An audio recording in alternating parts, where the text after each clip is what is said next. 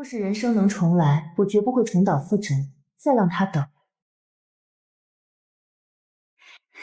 小姐，您倒是笑一个啊！今儿是大喜的日子，外片鞭炮都响过好几轮了。您这脸上一点笑的模样都没有，侯爷要是瞧见，又该说奴婢没伺候好您了。我不是已经……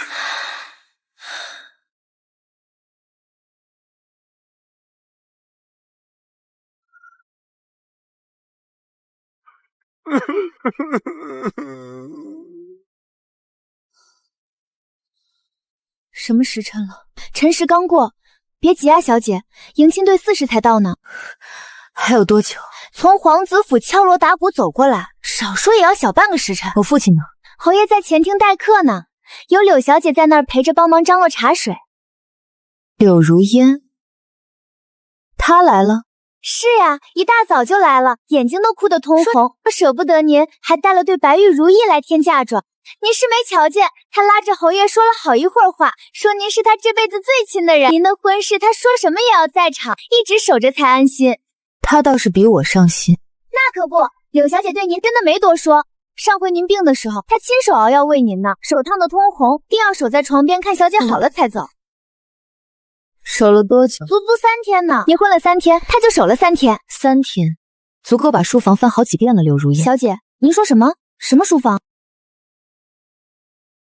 春杏，你跟我有几年了？回小姐10年了。我平日待你如何？小姐待奴婢恩重如山。那年管事冤枉奴婢偷东西，要把奴婢打死。住手！是小姐冲进柴房把奴婢拉出来的。你信不信我？信。小姐让奴婢干什么，奴婢就干什么。那你现在去前厅找我父亲，告诉他迎亲队到了，不要开门，等我亲自到了再开。可是小姐，迎亲队到了不开门，那可是打九皇子脸啊！他是陛下最宠爱的儿子，要是陛下知道了，这该怎么办？照我说的做。是，奴婢这就去。萧景琰、柳如烟及我沈清慈能重活一时，你们欠我沈家的，我要你们10倍奉还。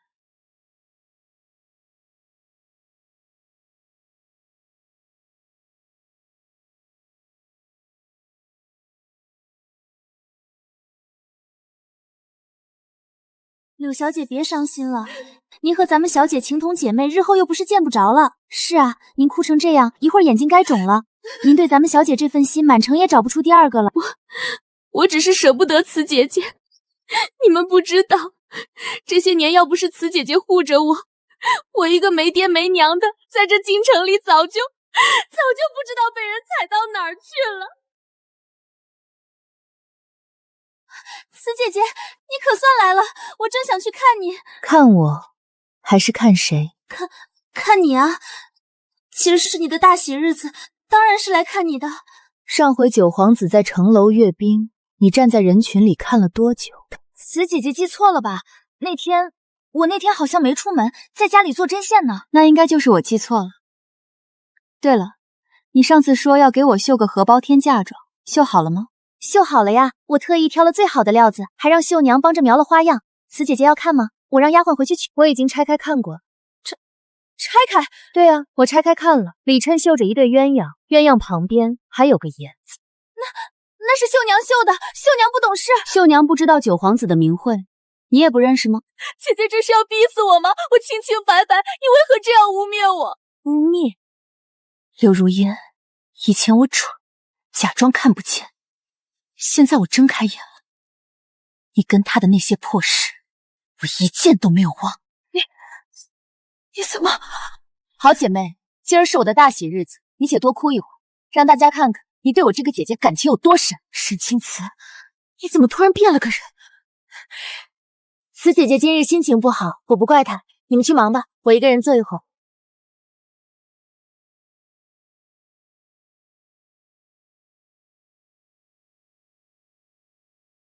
怎么回事？门怎么关着？开门！九皇子亲临迎亲，还不快开门！这侯府这是反悔了？不能吧？九皇子可是陛下亲生儿子，谁做梦不想嫁进皇家？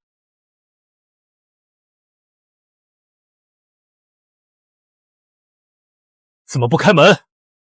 这么多人看着，你让本王在门外等着。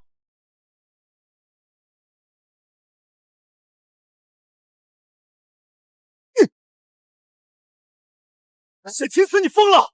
今儿是什么日子？当着这些百姓的面，当着这么多人的面才好，让大伙都看看今儿来娶我的男人，昨晚和谁过的夜？你胡说什么？柳如烟，不出来见见你的九殿下！我刚在柳妹妹身上瞧见个包，眼熟的很。四姐姐，你说什么？我没拿什么包呀！沈清思，你够了！你这般羞辱本王，可想过后果？我只问一句话。九殿下腰上御赐的龙纹玉佩呢？今早从柳妹妹枕头底下找出来的。九皇子的玉佩怎么跑她床上去了？我没有，四姐姐，你听我解释，不是那样的。不是那样又是哪样？玉佩是他托你转交给我的吗？你夜里出门是去庙里烧香吗？你脖子上的大红包真是蚊子给的吗？好妹妹，你撒谎别把自己都骗过去。柳如烟，我沈府何曾薄待过你？你穿着我的衣裳爬我男人的床，我从未见过如此厚颜无耻之人。女儿不孝，这门亲事女儿退了，若陛下怪罪，女儿一人承担。我镇北侯的闺秀不嫁滥情种，你们会后悔的！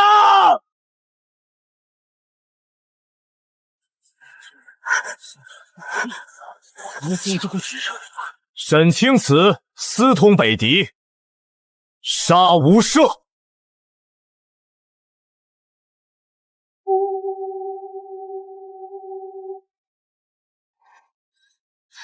小姐，您去哪儿？侯爷让您在府里待着，外头不知道多少人盯着咱家呢。待着等圣旨砍头吗？那你也不能一个人啊，万一出事了怎么办？奴婢跟您一起去。谁说是一个人？不怕被人看见。镇北侯府的大小姐约我这个敌国质子见面，传出去可是通敌的大罪。怕就不约了。有意思，刚退婚就把我找来，怎么想换个人家？我可没九皇子那么大的排场。慕容晨，上一世你替我收的尸，我记着。你说什么？别装了，你能认出我，我自然也能认出你。你退婚那天，我就觉得不对。以前的你，就算知道柳如烟的事儿，也会忍气吞声。可你当众掀了桌子，把玉佩摔出，那眼神跟换了个人似的。还有今天，你看我的眼神。以前你从这条巷口经过，看都不看我一眼。今天你不但叫了我的名字，还说了收尸。这种事儿，没人会拿来开玩笑。沈清子，你是不是重新活过一次？怎么猜到的？因为我做过那个梦，梦见你死在刑场上，你血流了一地。我赶到的时候，你已经没气了。我跪在那儿给你收尸，挖了3天3夜的土，才把你埋好。那个梦太真了，3年前开始梦到，每天晚上都做同一个梦，所以我一直在等个不一样的你出现。那你等到了，代价呢？我这个人不做赔本买卖。事成之后，我送你回北燕，助你夺回王位。就这些？你还想要什么？我要你活着，这一世别再死在别人手里。上一世我来晚了，这一世我提前等了3年，不是为了什么王位，那是为什么？因为你知道，成交不是为了王位，是为了你。你知不知道跟我合作可能会死？成交。您真要自己开胭脂铺啊，小姐？这地方老鼠都不愿意住啊。有问题？您可是侯府嫡女，老爷知道了还不得气吐血？堂堂银果外大小姐跑出来抛头露面的做生意，传出去多难听啊！这京城里的秘密啊，一半在青楼，一半在贵妇人的胭脂盒里。青楼里听来的都是男人说的，真假参半；胭脂盒边上听来的是女人说的。女人说闲话的时候从来不撒谎，就这么点大，我还以为你能盘个多大的铺子，好歹是镇北侯府的大小姐，出手就这点排场。铺子不在大，在谁来？你要的名单，最近3个月去丞相府后门的人全在这儿了。走正门的都是体面人，走后门的才是办事的。礼部侍郎，他一个文官跑去丞相府做什么？送礼，送的是边关军报的抄本。军报？我爹的军报？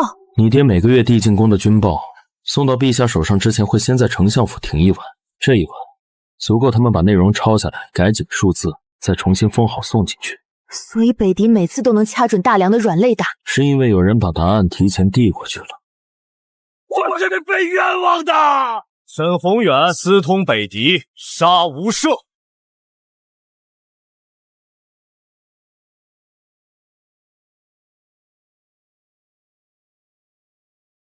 萧景琰没这个本事，他一个皇子，手伸不到边关，他背后是丞相。聪明，但丞相一个文官怎么拿到边关布防？外人根本插不进手。你爹的军报是他自己写的，手底下都是跟了他10几年的老将。除非边关有他的人，而且这个人离我爹很近，能摸到军报原件，近到这种地步。你爹身边有内鬼。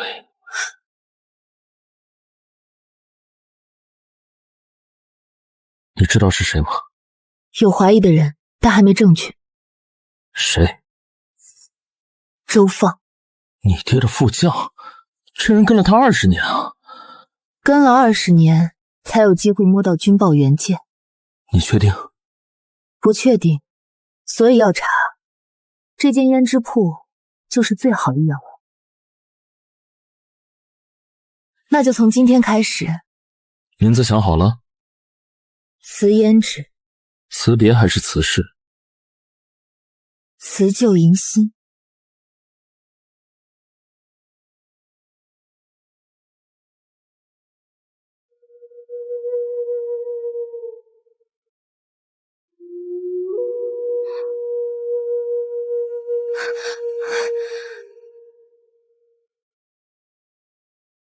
侯爷，边关急报，北狄骑兵往雁门关方向集结，这次少说来了3万人。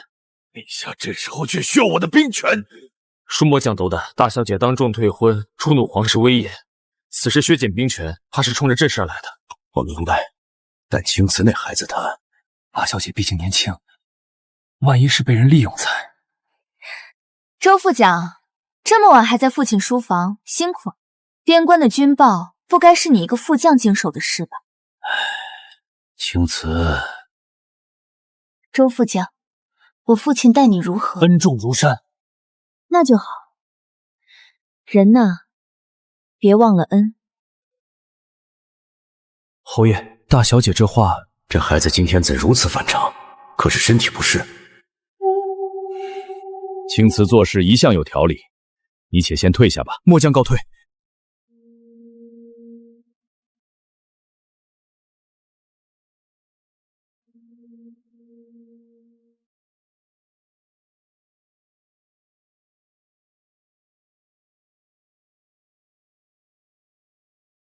小姐，您昨晚又去书房了。侯爷今早问奴婢，小姐是不是夜里睡不好？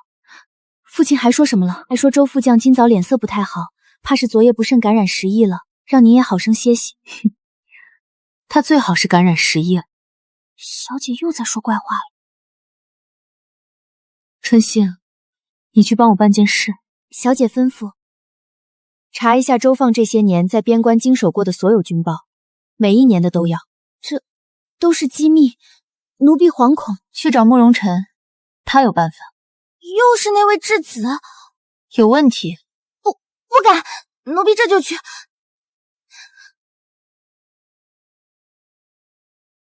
最好别让我查到什么。听说这铺子是镇北侯府那位退婚的大小姐开的，就是大婚当天把九皇子赶出去那个。哼，可不是嘛。退九皇子的婚，还有脸出来抛头露面？要是我啊，早找根绳子吊死。两位夫人尝尝这新做的玫瑰酥，配着试胭脂正好。我这儿的胭脂用的可都是宫里的方子，昨儿礼部尚书夫人还派人来订了10盒呢。沈大小姐，您这铺子收拾的真好看，叫我青瓷就行，别客气，来了就是客。沈小姐，我听说您退婚那天是因为您身边那位姓柳的姑娘，这事儿真的假的？夫人想听点什么？听说丞相府里有个柳姨娘，也是3天2头的往九皇子府跑，您知道吗？我有个亲戚在九皇子府当差，亲眼瞧见的，从后门进去，待到天黑才出来。话说她也姓柳，不会有啥关系吧？柳姨娘？哪位柳姨娘？就是丞相去年新去的那个，说是江南来的商户女，姓柳，长得可狐媚了。丞相被她哄得团团转，府里的大夫人都气得住到别院去了。我倒是听说一件事，柳姨娘有个远房侄女，常来常往的。远房侄女？好像是姓柳，叫什么烟，记不太清了。对，柳如烟，他们俩还真有关系啊！难怪2个人都3天2头往九皇子府跑。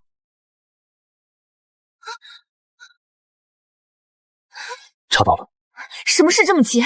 柳如烟的亲娘是丞相府的柳姨娘，亲生的。你确定？查了整整3天，翻了户籍底档，柳如烟根本不是孤儿，是丞相的私生女。柳姨娘是丞相年轻时候养在外头的外室，后来才把女儿送到你身边来，为了攀高枝。为了接近我父亲，好拿兵权。对，而且还不止这些。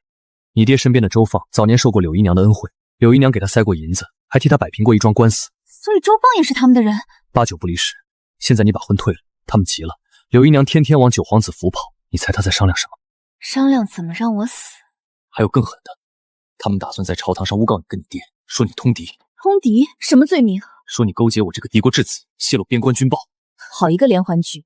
让我嫁给萧景亭，他女儿去吹枕边风，丞相拿兵权，我不嫁就给我扣顶通敌的帽子。所以你小心点，已经被盯上了，你这个胭脂铺。盯上就盯上，让他们来正好。你想干什么？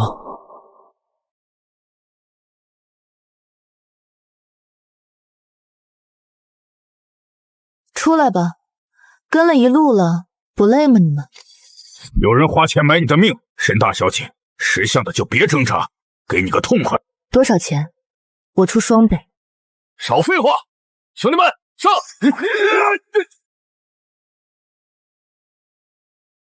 ！5个大男人欺负1个女人，丢不丢人啊你们？杀了他！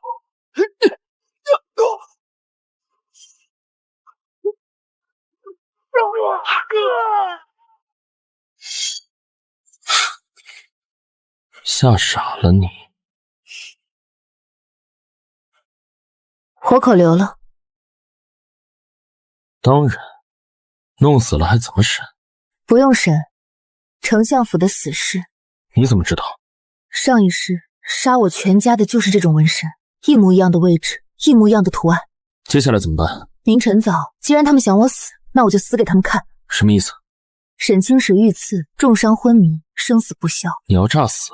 不死怎么看到底有多少人想我死？不死怎么让他们放松警惕？我活着，他们缩着脖子不敢动；我死了，他们才会露出尾巴。你想让谁来杀你？不用谁来，我自己死。具体怎么做？明早，春信会哭着跑出去喊人，府里的人会发现我躺在床上，浑身是血，昏迷不醒。太医呢？太医一查就传报。太医我已经安排好了，春信有个远房亲戚在太医院，嘴巴严，知道什么该说，什么不该说。你倒是想得周全。上一世吃过亏，这一世不能再栽在同一个坑里。那这几个黑衣人怎么办？放一个回去报信，就说任务失败，沈清慈没死成，重伤。剩下的呢？找个地方关起来，日后有用。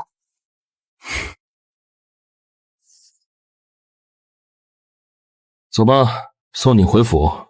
你现在可是快死的人了，不能半路上真出了事。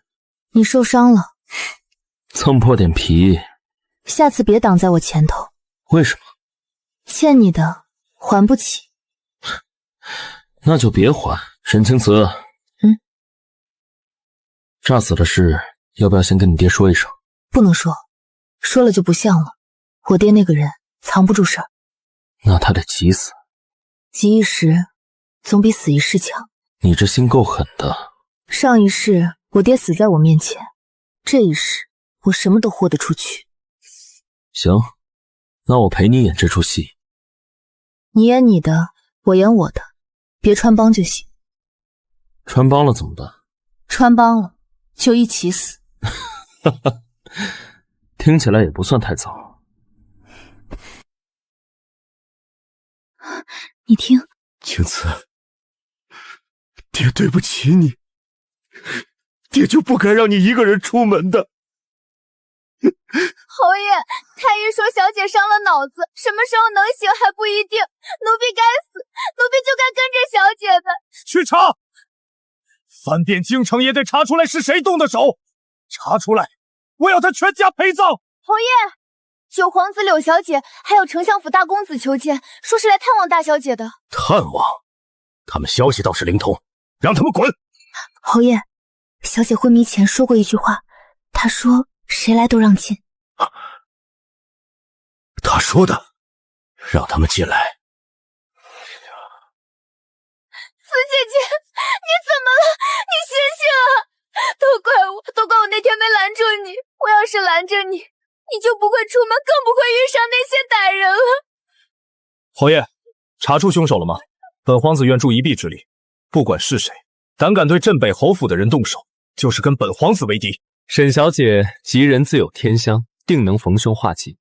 这和百年老参是家父的一点心意。慈姐姐，你说什么？你别急，慢慢说。柳如烟，你娘是丞相府的姨娘，你爹是丞相。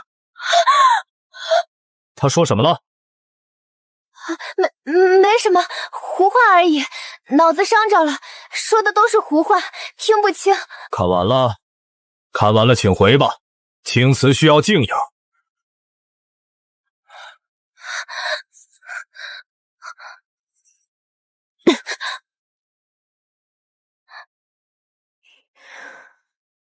小姐，您没受伤，您这是装的。不装，怎么让他们狗咬狗？小姐，您跟柳小姐说了什么呀？她吓得脸都白了。告诉她，我知道她是谁。她是谁？丞相的私生女。什么？柳小姐是丞相的女儿？那她这些年跟您做姐妹，就是为了接近我爹，拿到兵权。这个贱人，小姐对她那么好，她居然……哎呀！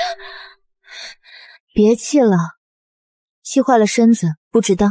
那现在怎么办？柳小姐回去肯定会跟她娘商量对策。就是要他们商量，他们不动，我怎么抓把柄？可是小姐，您装死的事，侯爷还不知道吧？侯爷刚才哭的……我知道，但不能告诉他，他知道了演不像。您刚才演的可真像，奴婢差点以为您真不行了。上一世死在他们手里，这一世轮到他们尝尝被吓破胆的滋味。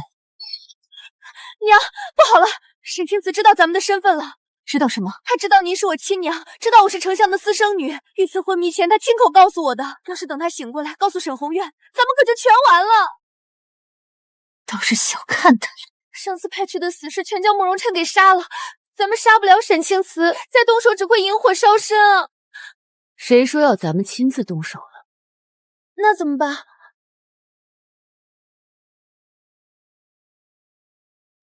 那萧景琰被沈青瓷当众退了婚，早恨他入骨。你去找他，就说只要他除掉沈青瓷，丞相就帮他夺兵权，助他登基。好，我这就去找他。殿下，大半夜的跑来，有事？沈青瓷重伤还没醒，这是殿下最好的机会。只要他一死，朝堂上再没人能拦着殿下。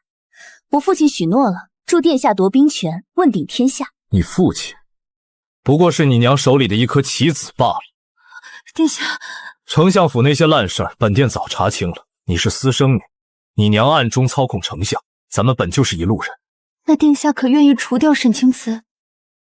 让我当众沦为笑柄，早容不得他了。那咱们该怎么干？沈青瓷那间胭脂铺，天天都有北燕质子慕容琛进出，对吧？那个废物质子能干嘛？废物才最好嫁祸。派人夜袭胭脂铺，杀了慕容琛，直接坐实沈清潭私通敌国、泄露军机的罪恶。侯府通敌，满门抄斩。殿下神机妙算。叫你猜中了，萧景砚打算杀了我，嫁祸你私通敌国。倒是个绝佳的计谋。我这条命都要叫他们算计没了。你现在不还是好好活着的吗？想让我诈死？他们想要你死，你死一次就是了。拿假死做局，顺势反杀。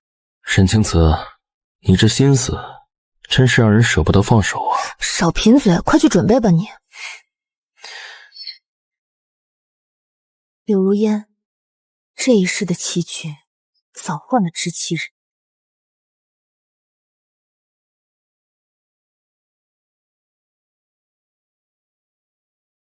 人在里头，确定吗？头儿，探子盯了整整1个时辰了。慕容晨入夜后一个人进的殿，再也没出来过。破门，速战速决，活口一个不留。人呢？怎么会没人？大二老叟，快！大半夜砸我家小姐的铺子，记得要赔偿啊！这门可值不少钱。不好，有埋伏，撤退！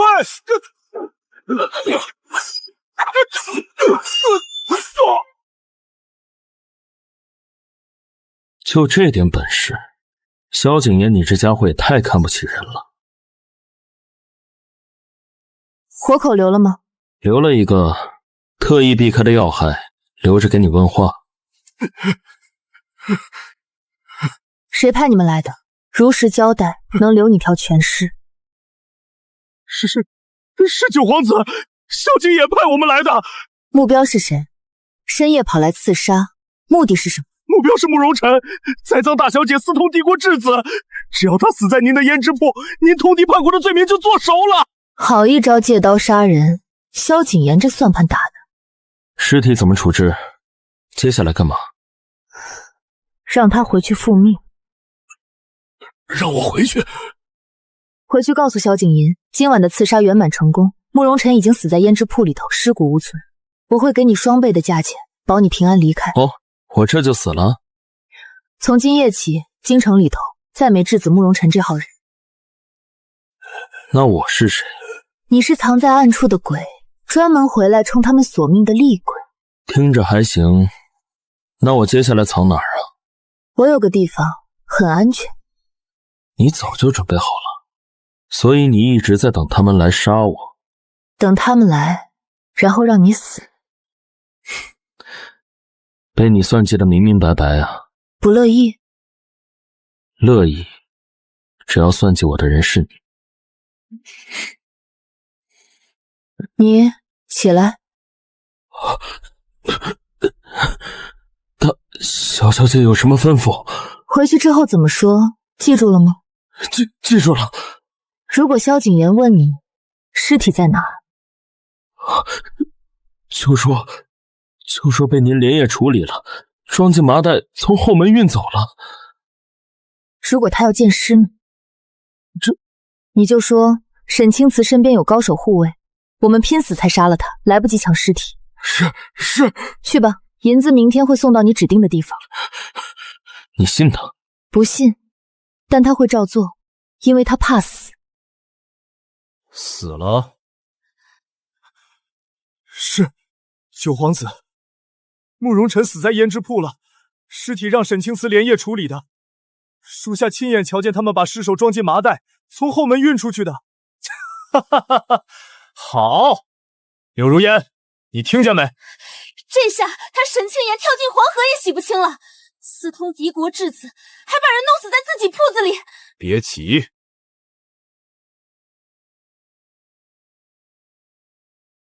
光有具尸体不够，这还不够？你可以走了。沈清潭要是咬定不知道慕容晨怎么死在他铺子里的，光凭一具尸体定不了罪，得找个能在朝堂上作证的人，亲眼瞧见沈清慈跟慕容晨密会，亲手把边关的军报交到慕容晨手里。周放？对，周放是沈宏远的人，跟了他20年了，让他出来作证，比谁说话管用。沈宏远自己的副将都开口了，满朝文武谁还敢放半个屁？可他能干嘛？周放对沈宏远还算忠心的。他欠你娘一条命，18年前要不是你娘出手，他周放早饿死在街头了。好，我去跟我娘说。你说周放，那个跟我征战沙场、追随我20年的贴身副将，他怎么会背叛我？父亲，20年的忠心不过是他演给您看的假象。我戎马一生，竟一辈子养虎为患。侯爷，现下不是自责的时候。周放已经被丞相收买，这回必然会当众指证。一旦他开了口，侯府通敌的罪名就做熟了。无妨，他想作证，成全他就是。你什么意思？任由他诬陷，侯府就完了？咱们假意的落入圈套，等他得意的时候再抛出底牌，当众反杀。侯爷请看，这是我潜入丞相府取出来的真正的边关军报抄本，竟是丞相亲笔修改的布防图，篡改边关兵力部署，弄出防守漏洞，难怪北谍屡屡精准偷袭。这只是其一，慕容晨还查到丞相多年来一直暗中勾结北敌，私通密信，出卖边关情报。这是他写给北敌可汗的亲笔密信，纸上留了他的专属私意，给郑如善。如此绝密的罪证，你们竟能查到？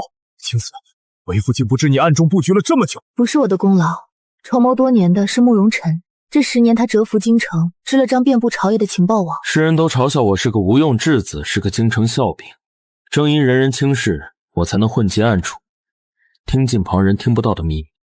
慕容公子鼎力协助，救下侯府满门，此等大恩，此生没齿难忘。侯爷不必多礼，我做的一切，从来不是为了镇北侯府。那是为了什么？只维护一人而已。原来如此。父亲，正事要紧。好，说正事。你们手里这些证据，打算什么时候拿出来？早朝之上，周放指证的时候。万一萧景琰跟丞相不按你们的预想来呢？父亲，您只要记住，早朝那天，不管周放说什么，您都不要辩解。侯爷，还有一件事。你说。早朝那天，陛下可能会当场下令拿人。到时候您千万别反抗，让他们拿。让他们拿？那我不就成了阶下囚？就一晚，第二天证据呈上去，您就是功臣。行，我这条老命就交给你们了。不会让你有事的，父亲。也信你。那我先走了，天亮前还得把活口送到安全的地方。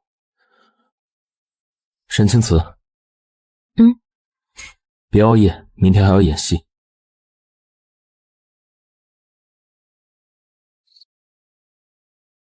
青瓷，这个慕容晨对你……父亲，早点歇息吧，后天早朝还有一场硬仗。这孩子心里装了多少事啊！这条密道连丞相府的老人都未必知道，你是怎么发现的？10年前，我关在丞相府地牢里整整3个月，夜夜听见头顶有脚步声，就徒手挖出了这条密道。整整10年，你就是这么熬过来的？熬？我一直在等。等什么？等你。快走吧，别贫嘴了。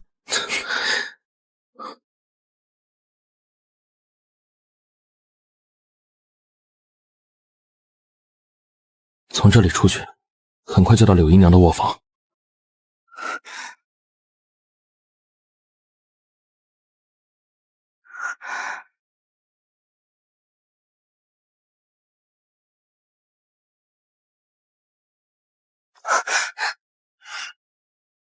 明早一上朝，周放就会当众指证，沈家这通敌的罪名就算板上钉钉了。娘，那等沈家一倒台，我是不是就能认祖归宗，做丞相府的千金了？何止是个丞相千金，等萧景琰一登基，你就是当朝皇后。太好了，娘，咱们终于熬出头了。这是什么？特制的迷香，1个时辰后他们会睡得毫无意识。你打算找什么？柳姨娘勾结北敌的专属信物。先等等，等迷香生效。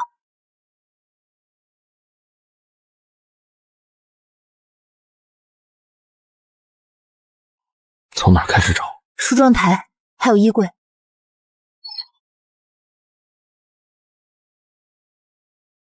嘘，床底有个暗格，但打不开。有机关，得找到触发的位置。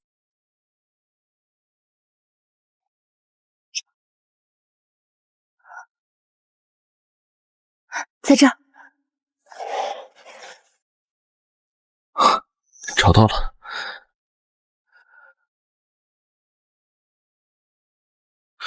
等等。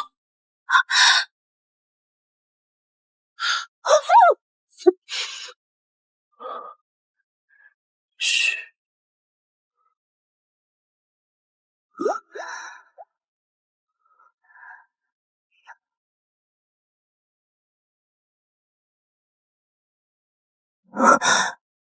就是这东西，北狄王族的狼头纹路。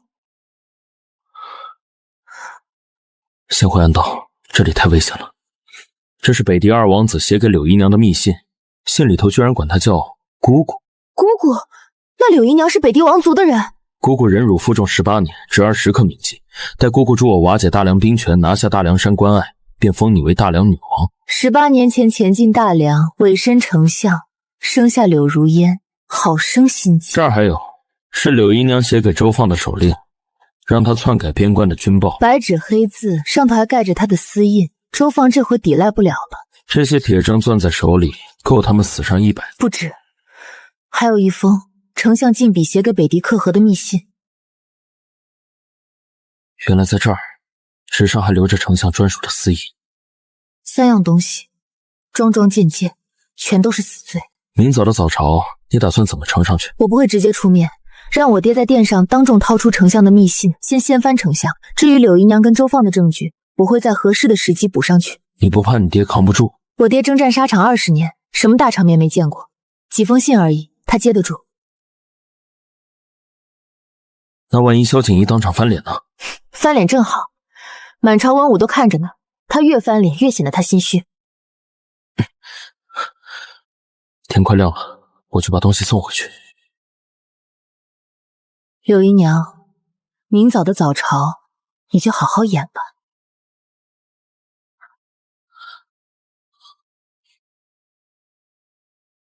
你爹知道这些证据吗？不知道，我还没告诉他。你不怕他到时候措手不及？不知道才演得像，他要是知道手里捏着底牌，面对周放的指证就不会慌，不慌就不像被冤枉的。你连你爹都算计进去了。不是算计，是保护。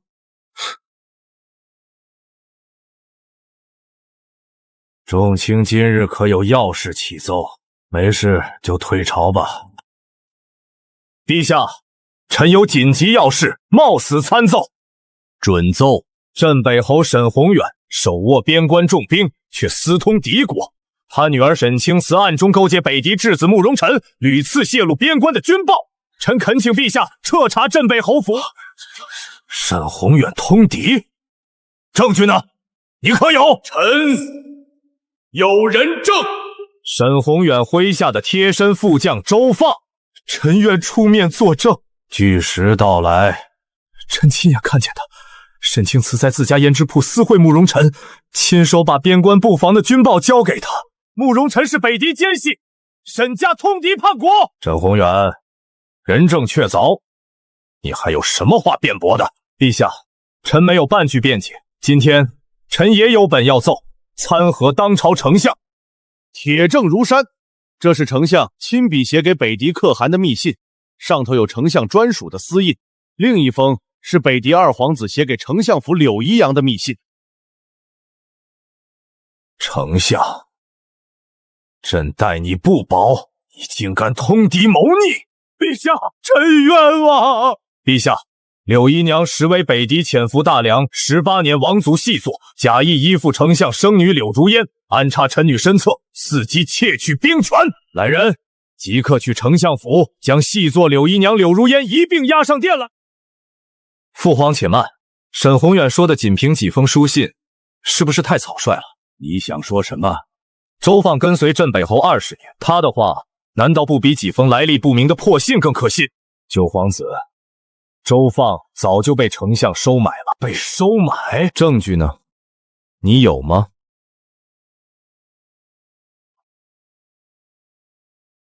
陛下，民女有，今日特来呈证。周放被收买，柳姨娘是北狄细作的证据，丞相通敌的证据全在这儿。这是信里，柳姨娘以姑姑身份跟北狄二王子密信，还有北狄专属狼头玉佩，以及周放替柳姨娘办事的手书和受贿的账本。这怎么会？周放，你还有何话说？臣认罪。押下去，稍后处置。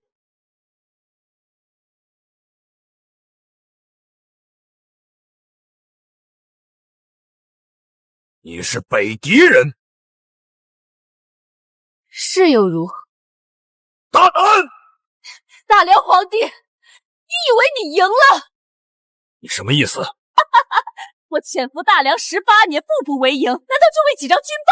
此刻北狄3万铁骑已屯兵在雁门关外，仅让我一声令下，即刻破关入侵。让北狄细作马上扣押起来！北燕质子慕容辰叩见大梁皇帝。北狄3万铁骑昨夜已被北燕铁骑全歼在雁门关外，无一漏。什么？先帝亲笔遗信在此，北燕愿与大梁勇士结盟，共抗北狄。昨夜臣已调兵截击，斩敌2万，俘虏8000，北狄进犯兵力全数瓦解。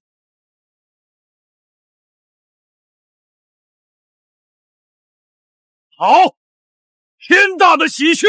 不可能，北燕与大梁素来不和，怎么可能出手相助？因为北燕的下一任皇帝是我，你们眼中的无用质子慕容辰。娘，怎么回事？你明明说咱们稳操胜券。你不是无用皇子，你是太子啊！当然，我在大梁为治10年，隐忍蛰伏，只为等来这一天。陛下，10年前臣入大梁为治，是北燕示好求和之举。如今臣应召回国继位，今日剿灭北狄铁骑，以此道谢大梁10年照顾。朕准你即刻回国。丞相，事到如今，你有何话说？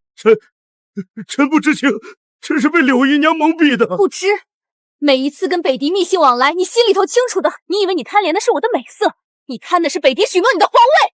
传旨！丞相通敌叛国，祸乱朝纲，诛其9族。敌国奸计柳姨娘，潜伏大梁18年，罪大恶极，凌迟处死。陛下，民女是无辜的，求陛下饶命啊！陛下，民女有一言禀报。讲。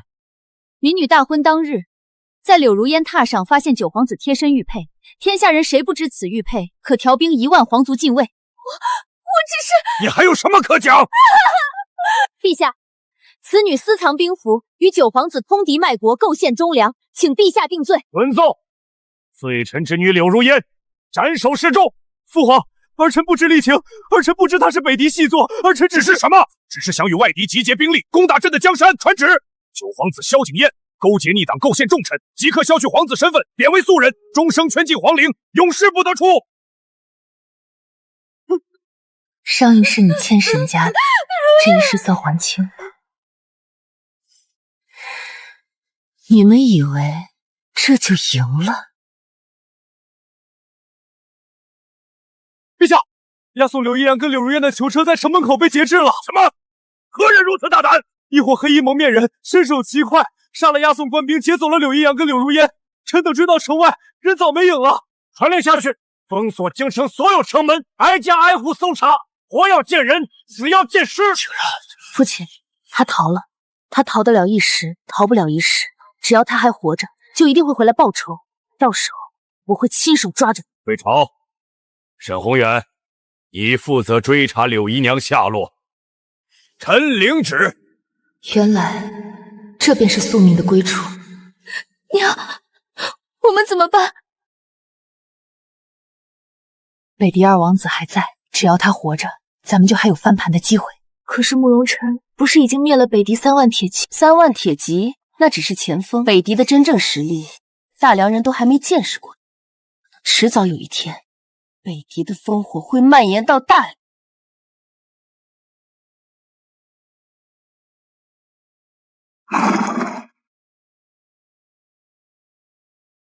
你等很久了吗？不久，10年都等了，也不差这一会儿。那我回北疆理政，要是早个10年，你等不等？不等。拿着这个，给你。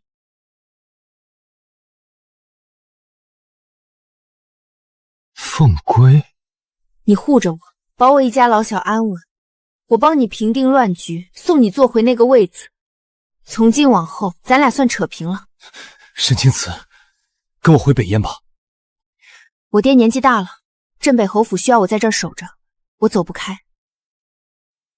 那等我稳住朝堂，马上就来大梁找你。不用的，慕容晨，上一世我满门惨死，是你给我收的尸骨。这一世你忍了10年护着我，2辈子的情深，我还也还不清。那就别还了，你跟我走。我不走，不过你可以来。我来？等你坐稳了北燕的蹄位，就来大梁堂堂正正的提亲。彩礼要3000匹战马，外加1万担粮食，少1分都不行。我爹说了。哈哈哈哈！好，成交。沈清慈，好好等着我。我等你。是。小姐，柳姨娘跟柳如烟还没找着呢，您这时候让慕容太子走，万一他们回来报复，他留在京城也帮不上什么忙。北燕的兵权才是咱们真正的后盾。那您不怕吗？怕，但不能因为怕就把他死死拴在身边。小姐，以前他等了我这么久，花开花落不知熬过多少年，现在换我等他一回，又有什么关系？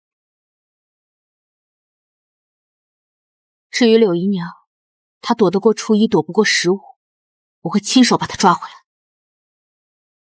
青瓷，爹心里一直有个疑问，大婚退婚之后，你这性情大变的，行事果敢，心思也缜密，全然不像从前了，到底是为什么？爹想问问。爹，如果我说我梦见前世您被诬陷通敌，咱们沈家满门抄斩，您信吗？前世？很荒唐吧？你是我女儿，你说的话我信。爹，那个梦里头我太蠢，信错了人也嫁错了人，把全家都赔进去了。这一世我不会再犯同样的错。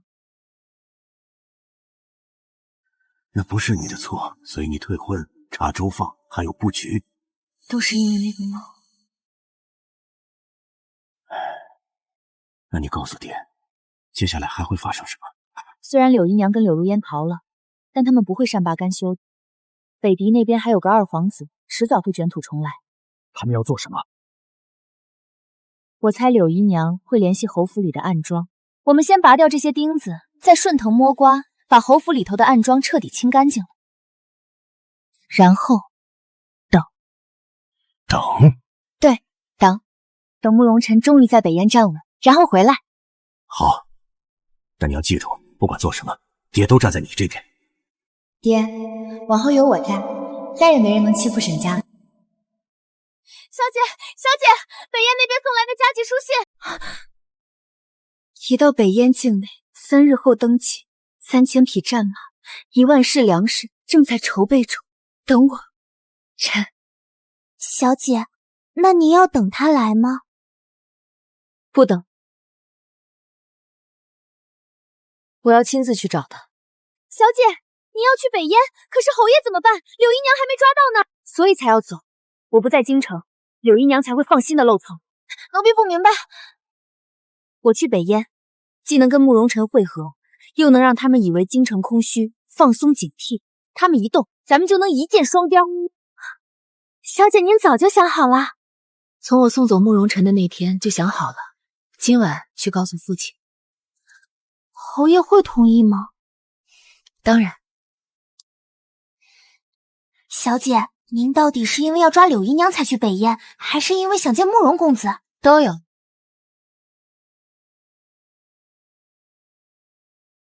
看出什么没？你都看了大半个时辰了。右翼第3排第5个，出枪慢了半拍。估计是一时失手。那是老张家的儿子，都效力5年了。说的不是他，是他旁边那个。赵珠，他可是我从边关带回来的亲兵，乱军里头救过我的命。救命之恩是不假，但能从边关杀回来的人，哪有失手的道理？赵柱，属下在。抬起头来。刚才收枪那会儿，你频频往东侧角门看，在看什么？回大小姐，东侧有飞鸟掠过去，属下走神了。妃女，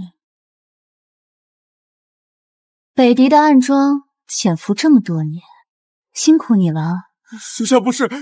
把这人绑了。严加审讯，所有暗桩都给我彻查。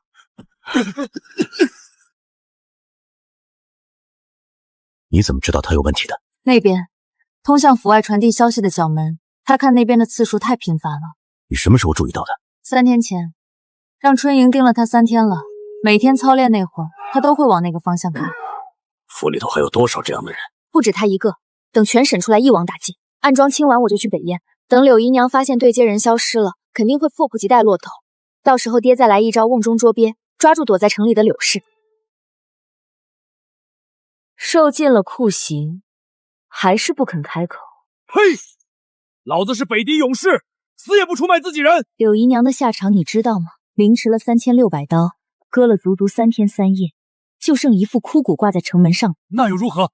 横竖就是个死，我不怕。你是无惧，那你娘呢？你说什么？你娘今年62了，一个人住在北狄王庭西侧的毡房里，天天靠牧羊为生。每到黄昏，她都在门口坐着，等你回家。你们想怎样？老实交代，侯府里头还有多少暗桩？你说了，我确保你娘后半辈子的安危。6个，算上我，侯府一共潜伏了6个北狄暗桩。名字：孙校尉、李三、王虎、张成、刘大，还有我。怎么联络的？每个月15，在东城土地庙后头的槐树底下放暗号，拿石头摆成特定的形状。谁给你们下指示？以前是柳姨娘，她逃了之后，咱们就等北狄那边的新指令。最近收到过指令没？没有，柳姨娘逃走后，联系就断了。还有呢，你最好别漏下什么东西。还有个人，但他不是侯府的，是宫里头的。宫里头？谁？就知道外号叫黄雀，每次传消息都用密信，从来不露面。柳一江也就提过这么个外号。干什么的？在陛下跟前暂时，具体只有柳一枪知道。赵主，你要是说的全是真的，我会守诺的。我娘，你娘会好好的，但你回不去了。把他带下去，单独关起来，不许任何人接触。是。小姐，宫里头还有他们的人，那陛下岂不是很危险？所以不能打草惊蛇。那您打算怎么办？先抓侯府里头在外头，让他们以为赵柱还没招。柳姨娘肯定会想办法联系宫里那个黄雀，要是把人全抓了，他就知道暴露了，绝对不会再露面。所以您要让他以为侯府的暗桩还在？对，他不动，咱们就抓不到黄雀；只要他一动，咱们顺藤摸瓜的抓。小姐英明。明早操练的时候，当众拿下孙校尉跟李三，剩下的人暗中控制住，别声张。赵柱这边怎么处理？对外头就说还在审，让外头的人以为他还是安全的。是，奴婢这就去安排。黄雀，宫里头到底还有多少他们的人？孙校尉跟了我10年，李三是我从死人堆里背回来的。他们爹，有钱能使鬼推磨，他们早习惯了听柳依然调度，收北狄的银子，做别人的眼睛。是我看走了眼。不是您的错，他们藏了18年。从柳姨娘踏进丞相府那一刻起，这些暗桩就被一个个安插进来了。你怎么看得这么清楚？因为梦里就是这6个人，在您押回京城的路上假装相救，其实是要把您劫去北狄，砸实您通敌叛逃的罪名。所以他们救我是假，害我是真。是。这一事，你打算怎么处置他们？让他们救。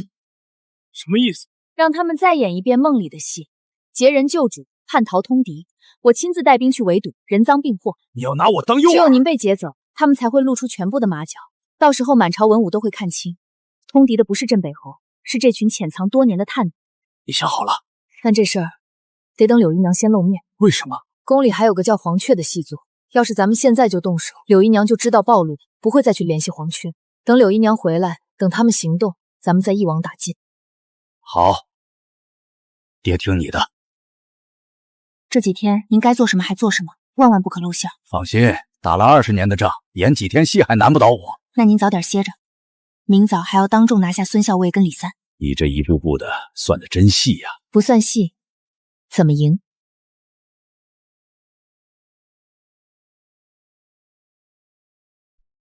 会不会露了底？侯府那边的说法是派他去边关送信了。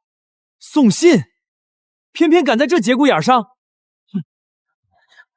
真假先不管，咱们的计划不能停。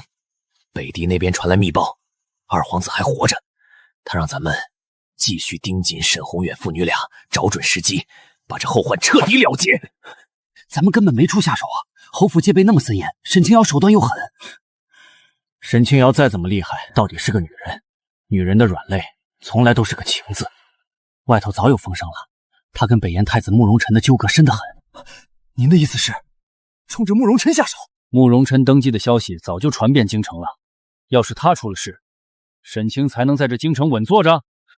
只要他心神大乱跑去北燕，侯府可就只剩沈宏远一个人坐镇了。这女人天性谨慎，不会轻易离京的，但咱们能造个假象，让她以为心上人快没命了。明早把这封信意外落到沈清武手里，信里头写慕容辰刚登基没多久，就遭了朝堂旧部刺杀，重伤垂危。那信怎么送他手里去？扔到侯府后门口，明天一早，他那个叫春杏的丫鬟肯定会捡的。成，我去办。记住，别留半点痕迹。今晚的事儿谁都不许提。是。柳姨娘虽然逃了，但咱们的任务没变。二王子发了话，事成之后，人人都有赏，高官厚禄、荣华富贵都在后头等着咱们呢。咱们要是失败了呢？那就都别想着离开大梁了。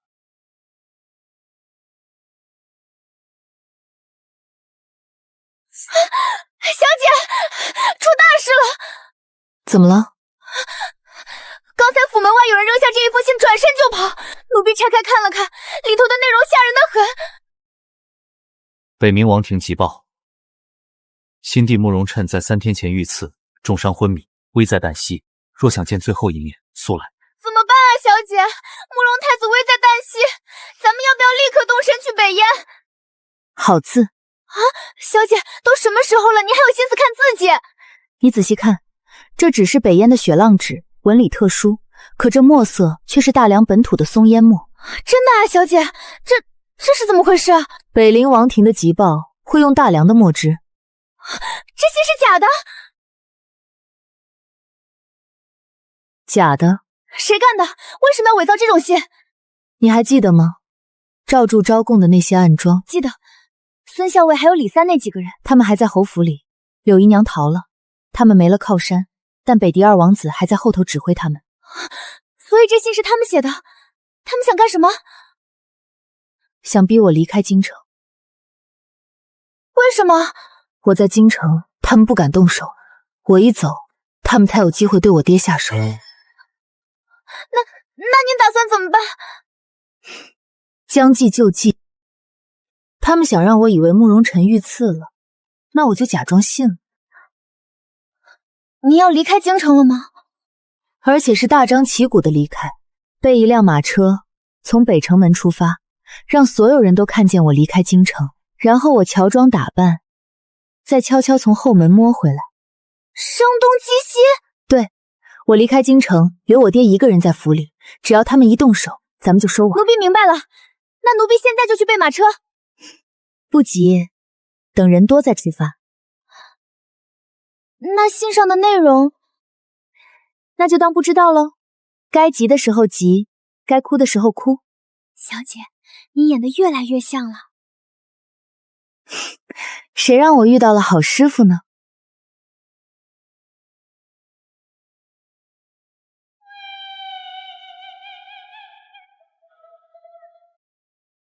慕容辰遇刺重伤，当真？假的。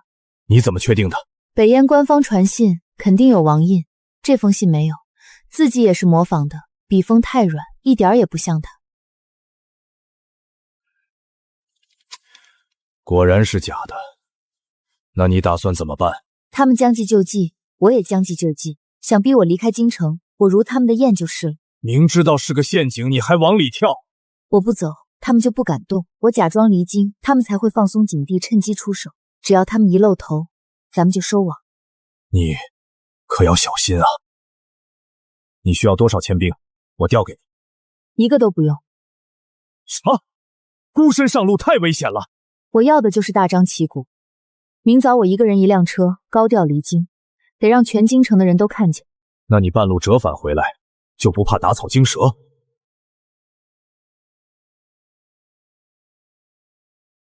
这是春英按我的长相赶制的，找个身形差不多的丫鬟带上，穿上我的衣裳，替我往北走。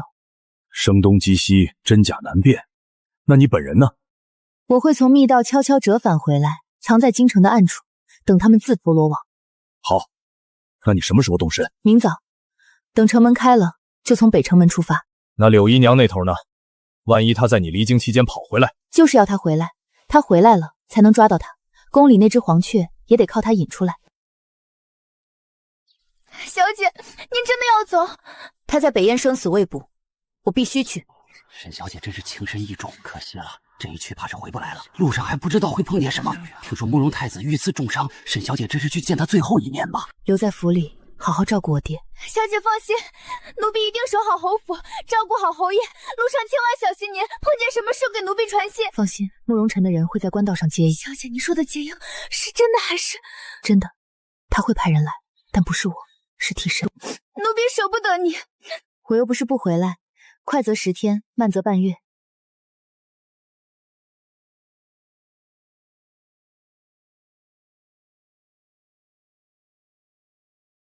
走吧，走远点，接下来的戏才更好看。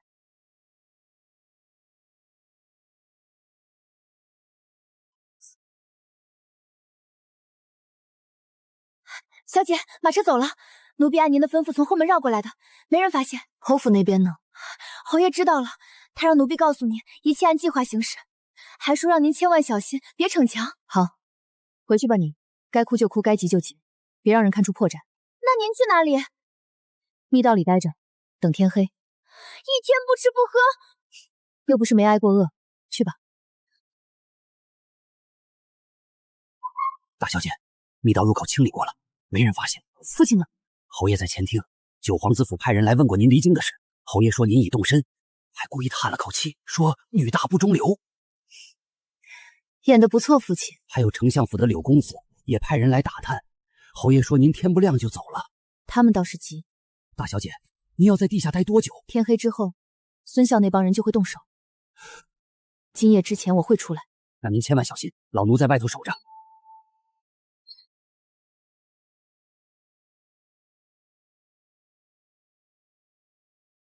快了，等这边收网，我就去找你。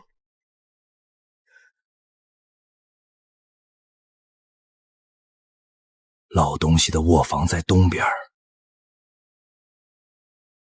我打头，你们跟上，抓活的。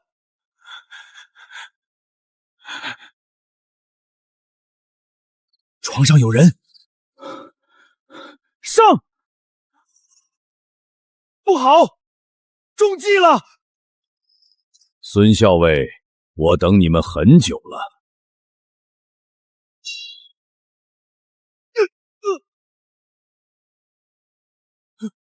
孙叔叔，这么急着走？你不是离京了吗？走了就不能回来？6个人，一个不少，倒是省得我一个个找了。全绑了，留活口，明儿午时游街示众。沈清慈，你不得好死！这话等到了刑场上再说吧。呸！大梁养你们这么多年，跑去给北狄张走！奸贼，害死我们多少将士！小姐您看，孙校尉脸上挨了个臭鸡蛋。小姐，您怎么好像不太高兴？这些人潜伏在侯府这么多年，今儿总算遭报应了。高兴，但不是现在。那得是什么时候？等柳姨娘也站上囚车的时候。小姐，北燕那边有消息吗？没。都1个月了，慕容太子连一封信都没。他刚登基不久，朝里头事儿多，没空写信也正常。可是，万一那封假信说的是真的呢？万一他真的遇刺？不会，那封信是假的。那您怎么知道他没真的遇刺？没准那些暗桩一边送假信，一边真派人去了北燕。你说的有道理，所以我才在等。等什么啊？等他给我消息。大小姐，北燕来的急书。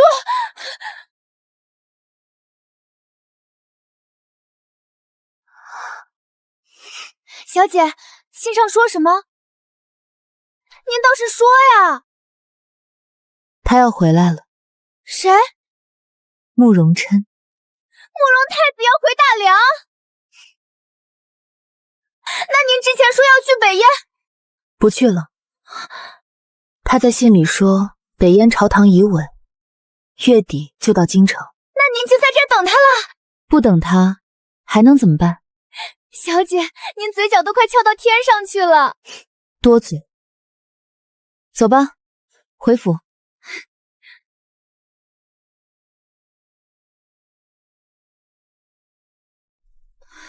小姐，您都在这儿等10天了，回去吧。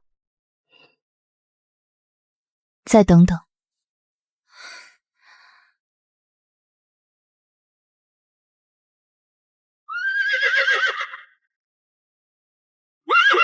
沈清子，我回来了。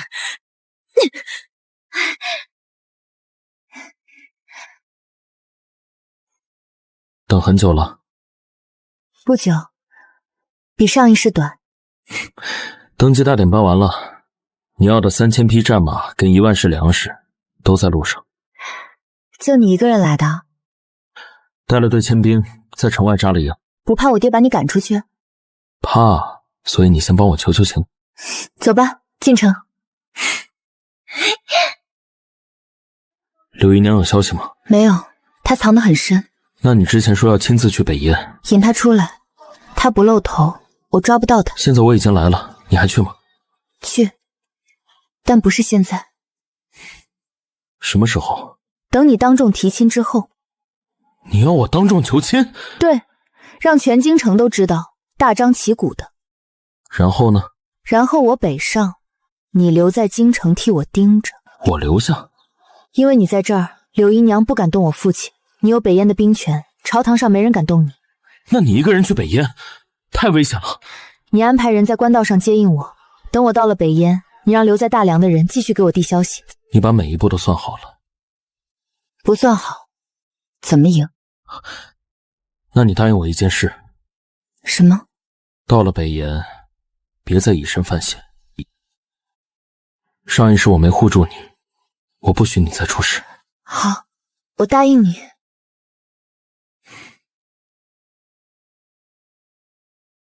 你看，那不是北燕太子吗？听说是来提亲的。娘，慕容琛回来了，我们怎么办？回来才好。他不回来，怎么把他跟沈清如一块除掉？可是我们的人都被抓了。谁告诉你我在大梁只有这些妻子？娘，咱们的人全没了，还怎么翻盘？谁说全没了？宫里头还有一个。谁？李德全，皇帝身边的总管太监。15年前，我把他从冷宫调到了御前，为了他15年银子，现在该他还了。明早他追宫上香，你想办法把这信塞给他。娘，让他到虎符调走雁南关守军，坐实沈家谋反。能成吗？成不成都得试。沈清慈不让咱们活，那他也别想好过。谁输谁赢，这一局还不一定的。查到了，宫里的黄雀就是李德全，皇帝身边的总管太监。柳姨娘动了，李德全今天在土地庙接了信，信上要到虎符调边军，坐实你爹谋反。让他动。萧景琰那边呢？话送进皇陵了。萧景琰那帮旧部偷偷给他递了消息，他当场就把话撕了，让礼部侍郎明早弹劾丞相的余党。朝堂一乱，柳宜将更急。他一急，李德全就得提前动手，3日内必到虎符。算得可真准。小姐，宫里来人了，陛下召您明早觐见。李德全已经吹过风了，你还要去？去。万一殿上有埋伏呢？所以你跟我去。我？明早你以北燕太子的身份站在殿外头，李德禅敢动，你直接闯进来。北燕太子在场，皇帝不敢轻举妄动。拿我当盾牌？不愿意？愿意。去回话，就说臣女明早准时到。答应我，别拿自己当诱饵。明天不会有事的。你每次都这么说。这次是真的，我还得活着看到柳姨娘上刑场呢。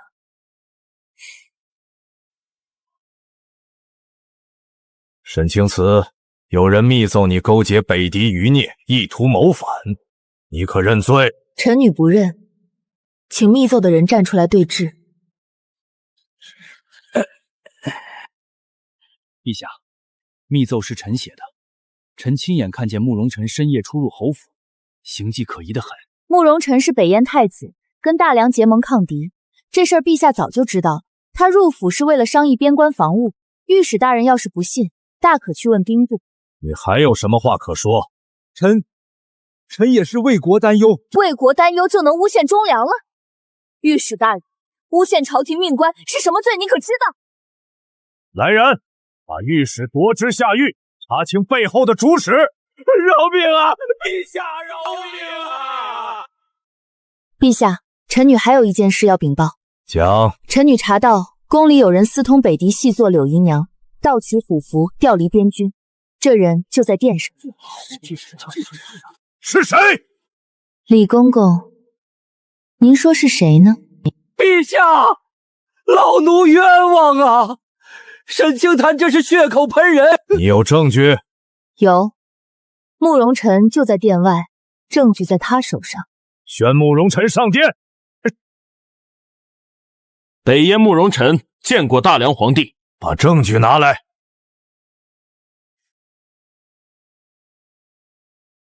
你自己看。陛下，老奴是被人陷害的。陷害？你每个月15出宫去土地庙，从香炉底下取信。今天一早你刚取了一封，要不要让人搜搜你身上？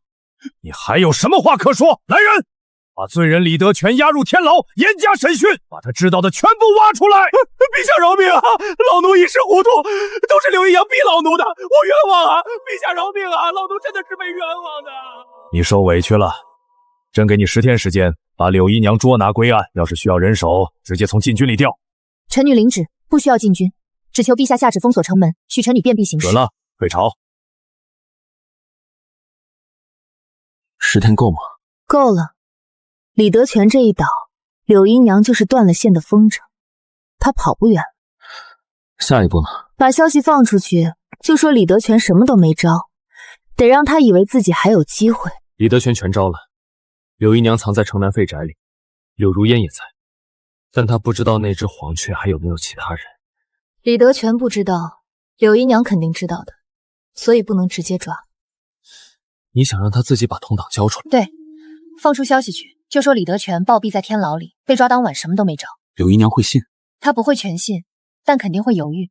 这犹豫就会去联系其他人确认，谁跟他联系，同党就是谁。我去安排，消息今晚就能传到他耳朵里。想说什么就说。小姐，您真要拿自己当诱饵？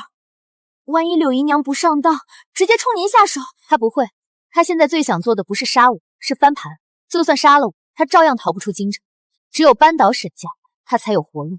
可他手里没人了，因为陛下就给了我10天，现在已经过了2天。他知道我的期限，他不会等到我腾出手来专门对付他。今晚我去城南。那你一个人？带6个暗卫，藏在暗处，他看不见就行。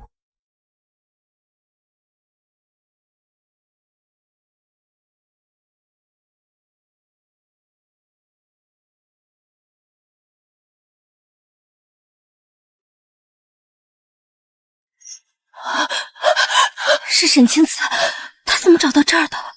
别出声，他不一定知道咱们在这儿。那他来干什么？是的，他在等咱们自投罗网。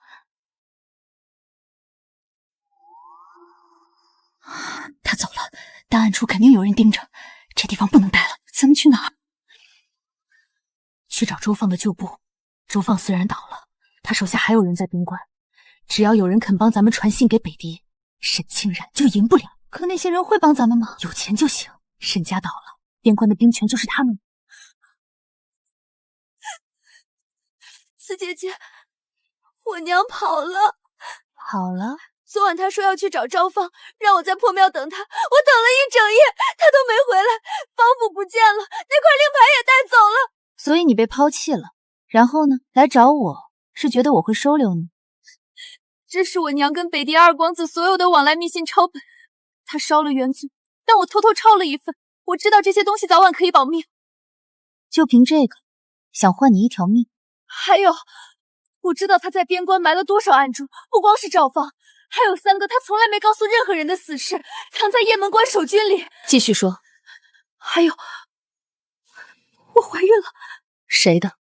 萧景琰的。他被关进皇陵之前那晚，我不肯打掉，他就说我没用了，所以把我扔下了。你想生下这个孩子？我知道我该死，但孩子没罪。四姐姐，你留我一条命，让我把孩子生下来，之后你怎么处置我都行。你倒是会算账，拿一个孩子来换你的命。还有那些密信抄本，还有边关暗桩的名单，我还有用。好，我可以杀你，但也不会放了你。孩子生完之后，你照样要上公堂，到时候陛下怎么判，我说了不算。那我岂不是还是死路一条？至少你孩子能活，我保他平安长大，不牵连。好，我答应。春杏，小姐，把他带下去，单独关押，给他请个大夫，看看肚子里的孩子。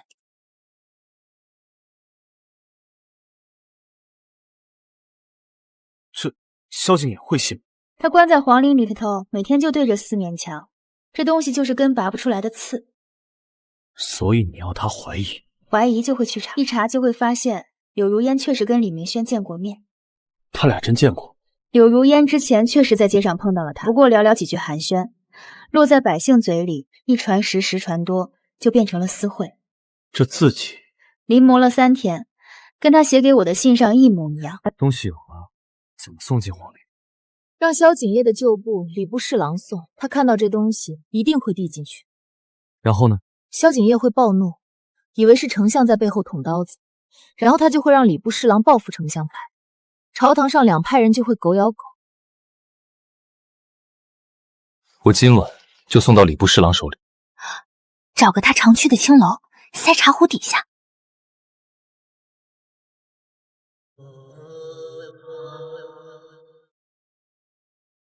明轩哥哥，等大事成了，我就离开九皇子，跟你双宿双魂。柳如烟，李明轩丞相，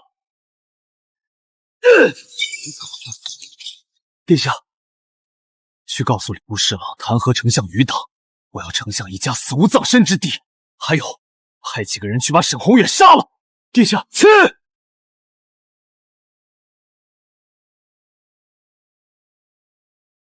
送了。送了。萧景琰看了之后砸了石桌，让人给他传话，明早弹劾丞相余党，还派人刺杀侯爷。咬上了。接下来呢？明早朝堂上一乱，柳姨娘那边肯定也会动。她动得越早，死得越快。万一萧景琰查出来是你搞鬼呢？他们互相都以为是对方送的，让他们猜去吧。反正东西没经过咱们的审。你这心思……少废话，明早盯紧了朝堂，谁跳的最疯，谁就是下一个目标。好。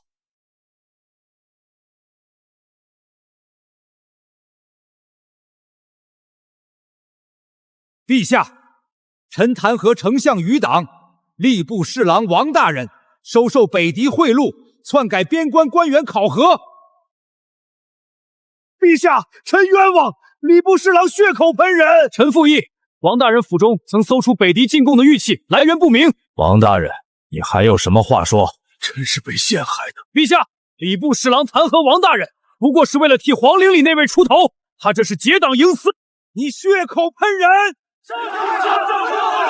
够了，都给朕闭嘴！王大人革职查办。礼部侍郎，你的事朕稍后再跟你算。退朝。刚收到消息，萧景祎的旧部在调动人手，今晚可能有动作。冲谁来的？还不确定。但萧景祎最恨的人，除了你，就是你爹。那就在我爹房里设伏，不管他来不来，有备无患。还有朝堂上吵翻了，礼部侍郎弹劾丞相余党，丞相派反咬一口，皇帝罢了王大人的官，但也没放过礼部侍郎。咬上了就好。萧景琰在皇陵里听见这事，估计更疯了。就是要他疯，他越疯，出招越没分寸，一出错，咱们就有机会。柳姨娘那边呢？朝堂一乱，他会觉得机会来了，他一定会联系边关的暗桩。我已经派人盯着了，他一露头，咱们就抓。小姐，宫里传来消息，陛下今天气得不轻，说要把两边都收拾了。那就让他收拾，等他把萧景琰的旧部跟丞相余党清干净，省得咱们动手。你不怕皇帝查到你头上？查不到，从头到尾我什么都没做，是他们自己咬起来的。你倒是撇得干净。不是撇得干净，是让他们觉得一切都是对方先动的手。主子，朝堂上乱了，皇子派跟丞相派撕破了脸。好，沈清子以为他在看戏，这出戏该我来唱了。主子，赵放那边已经准备好了，随时能动手了。传令赵放，3天后起事，先夺雁门关，再杀沈宏远。是。沈清子，你以为赢了？我让你看看什么叫真正的翻盘。萧景琰都关进皇陵了，还敢派人来？他让那封信跟画像激疯了，疯狗咬人哪还分地方？留那个活口回去，萧景琰会不会更疯？要的就是他更疯，他越疯，出招越没分寸。他还敢做什么？他手里头还有礼部侍郎，朝堂上弹劾丞相余党只是个开始，接下来他会让礼部侍郎往死里咬。侯爷，边关那边有消息了，柳姨娘已经在联络赵放，估计这几天就要动手。赵放？周放的堂弟？对，柳姨娘最后的底牌了。3000军，3000是不多，但要是让他们占了雁门关，北狄残部就能长驱直入。我明早启程去边关。等他先动吧，不急，他一动手，咱们人赃并获。青瓷，你越来越像你娘了。我娘？她当年也是这样，算无一戒的。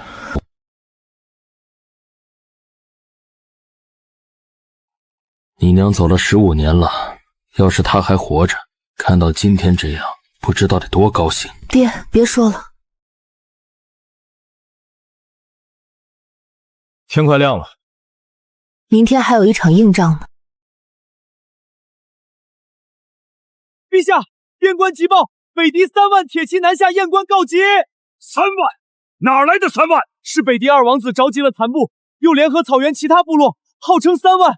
第一道防线已经被攻破了。陛下，臣愿率军出征。你年纪大了，臣虽老，照样能杀敌。雁门关30万边军只听臣的号令。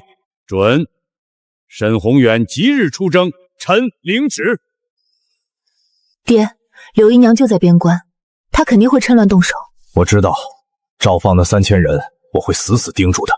侯爷，北狄3万铁骑可不是个小数目，我调北燕3万铁骑，直接从侧翼包抄。你也有3万，两边加起来6万，打他3万，胜算不小。不只是胜算，黑风峡地形险要的很，只要北狄军进了峡谷，我保准让他有来无回。前提是他们得进峡谷，二王子可不是傻子，哪会轻易上当？所以他需要个理由，比如雁门关守军溃败的假象。你要我杨败？对，侯爷假装抵挡不住，往雁门关退守，二王子必然乘胜追击，一头扎进黑风峡里头。杨败倒不难，难的是演得像。所以爹，您得真打，但不能打赢，边打边退，一直退到黑风峡为止。好，黑风峡是北狄南下的必经之路，咱们前后夹击。爹，您先走，我留在京城，把萧景琰跟丞相的尾巴清干净。你一个人？我会留下来的。黑风峡那边是我的最信任的将军，放心吧，宁侯爷。青瓷，等爹回来。您一定要回来。小姐，侯爷会没事的吧？这一世，我不会再让任何人动他。我已经传令北燕军3日后在黑风达设伏。我也该动了。去哪儿？去礼部侍郎府上，萧景翎的狗该牵出来溜溜了。你一个人去？你跟我一起去。走吧。殿下说了，让您明日早朝弹劾李尚书私通北狄。可我没有证据啊！证据殿下已经准备好了，您只管递上去。这是伪造的。陛下要是查出来，我全家都要掉脑袋。殿下说，您要是不干，您贪没边关军饷的账本，明天就会送到陛下案头，到时候您全家照样掉脑袋。我干！明早朝堂上，您只管递信，剩下的殿下自有安排。萧景琰让礼部侍郎明天弹劾李尚书，伪造的通敌信已经送过去了。好戏要开场了，丞相派的余长只剩李尚书了。李尚书要是倒了，丞相派彻底完蛋。那丞相那边呢？不会坐以待毙吧？不会，他一定会反击。他手里也有萧景琰的把柄。什么把柄？萧景琰当年在边关贪污军饷的账本，30万两白银，每一笔都记得清清楚楚。丞相一直捏着没动，就是等今天那种时候。你怎么知道的？我偷听到柳姨娘和丞相说话，估计丞相早就将账本放到李尚书那边了。所以你早就知道两边会互相咬。从我送那封信进皇陵的那一刻，就注定了萧景琰和李尚书两边都不会想到是我。那明天朝堂上一乱，你打算怎么办？什么都不办，让他们咬，咬得越狠，陛下越震怒。等两败俱伤了，咱们再收拾残局。你这叫坐收渔翁之利，叫鹬蚌相争。主子，沈宏元已经到雁门关了，他带了3万兵马，咱们3000人不够看。谁让你硬拼了？沈宏远一死，边军群龙无首，你只要趁乱杀了沈宏远，剩下的事交给北狄二王子。杀沈宏远？他身边全是亲兵，日夜不离，我根本近不了身。这是北狄的秘药，无色无味，放进酒水里，神仙也尝不出来。沈宏远每天都要喝参汤，你想办法下进去。这万一被发现了，事成之后，雁门关以西300里全是你的。你不是一直想封侯拜相吗？这就是机会。好，我干！3天之内，我要听到沈宏远的死讯。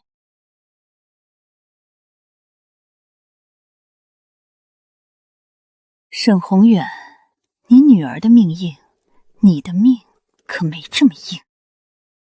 陛下，臣弹劾李尚书私通北狄，证据在此。陛下，臣冤枉礼部侍郎血口喷人，他这是替皇陵里那位咬人。冤枉！有人亲眼看见3天前他在城外跟北戴使者接头。陛下，臣也有本要参。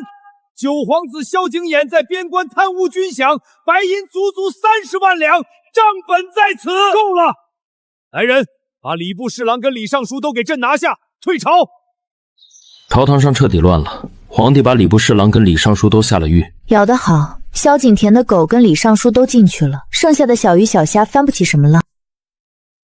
柳姨娘那边呢？她肯定以为京城大乱，正是动手的好时机，她会让赵放动手的。你爹那边准备好了？我已经派人连夜送了信过去，告诉我爹赵放大概率要下毒，等赵放的人一动，立刻拿下。那北狄二王子呢？你的人埋伏在黑风峡，就等他来。前后夹击，瓮中捉鳖。这一战打完，北狄再没翻身之力了。柳姨娘呢？他跑不了的，边关一乱，他肯定会去。到时候我会亲手抓住他。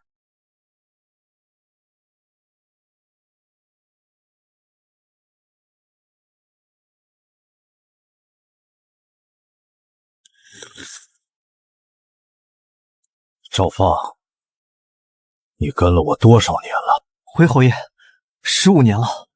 15年，够久了。这碗参汤是你亲手的？是末将亲手熬的。那你先喝一口。侯爷，这是给您喝的。不敢喝，那我来告诉你，这碗里下了毒。拿下！侯爷，末将是被逼的。柳姨娘让你干的？是，她说只要您死了，边关就是我的。你跟了我15年，我待你不薄。押下去，明天午时，辕门外斩首示众。青瓷说的对，人心易变。王子，这地方太险了，两边都是悬崖，万一有埋伏。沈宏远那个老东西已经被我们打得节节败退，逃回雁门关缩着不敢出来。大梁的兵都在守城，哪有空在这儿设伏？可是，加快速度，天亮前冲出峡谷，过了黑风峡就是一马平川，直捣雁门关后背。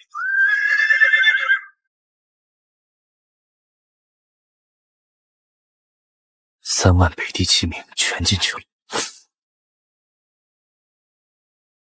沈将军那边传来消息，侯爷已经按计划败退回雁门关，二王子果然上道，全力追击。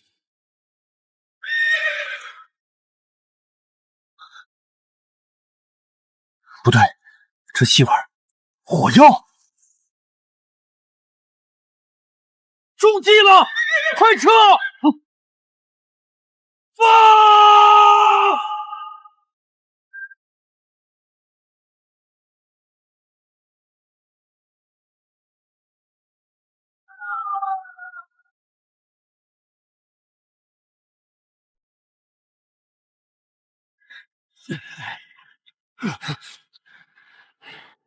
北狄二王子，你是北燕将军？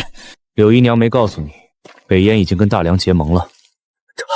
他骗了我，他说大梁内乱，沈宏远必死。他没说错，死的是你们。压下去，活着交给沈将军。主子，二皇子的3万铁骑全没了。黑风峡烧得跟炼狱似的，一个人都没逃出来。去北狄王庭，只要可汗还在，就能卷土重来，北狄不会亡。驾！可是主子，咱们就剩3个人了，路上万一碰到大梁的巡逻队，那就杀过去，要么死，要么活。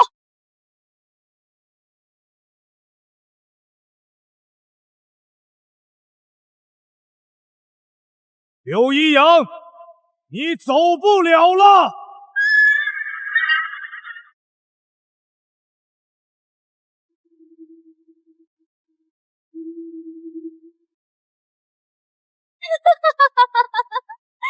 沈宏远，你以为抓了我就赢了吗？我告诉你，北狄可汗还在，北狄铁骑还会再来。害我沈家满门，害死我夫人，今儿该还了。18年的账，咱们一笔一笔的算。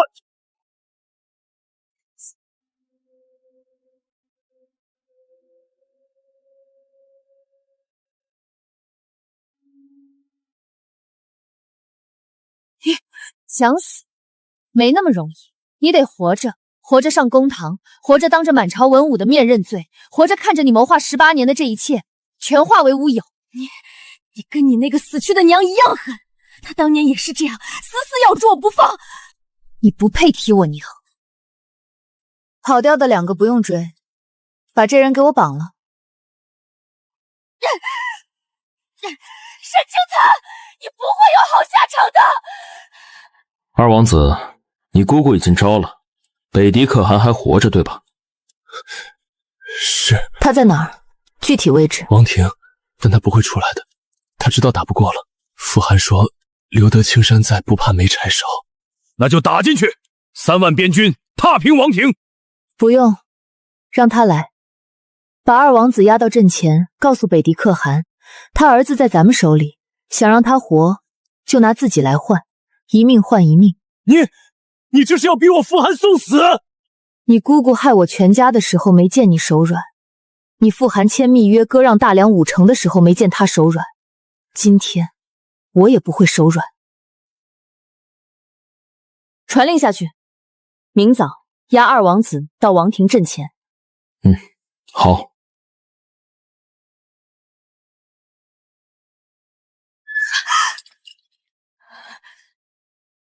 沈清慈，你终于来了，我还以为你不敢见我呢。有什么不敢的？你输了。输？我潜伏大梁18年，差点毁了你沈家满门，你不过是运气好。运气？哼，你什么时候比我还天真了？好一个沈清慈，我输了，输得不冤。那就把剩下的说出来，北狄可汗的计划还有谁参与了？没了，该说的我都说了。那我问你，我娘是怎么死的？你娘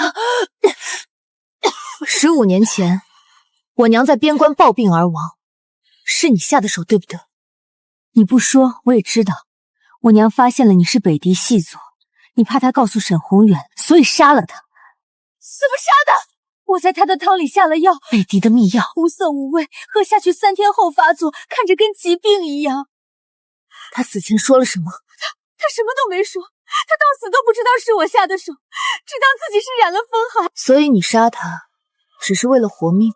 不只是活命，大梁的男人都被我玩弄于股掌之间，偏偏你娘太聪明了，聪明的让我害怕。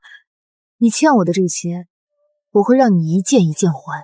沈清慈，你杀了我吧，一刀的事，一刀，你想得美。那你还要怎样？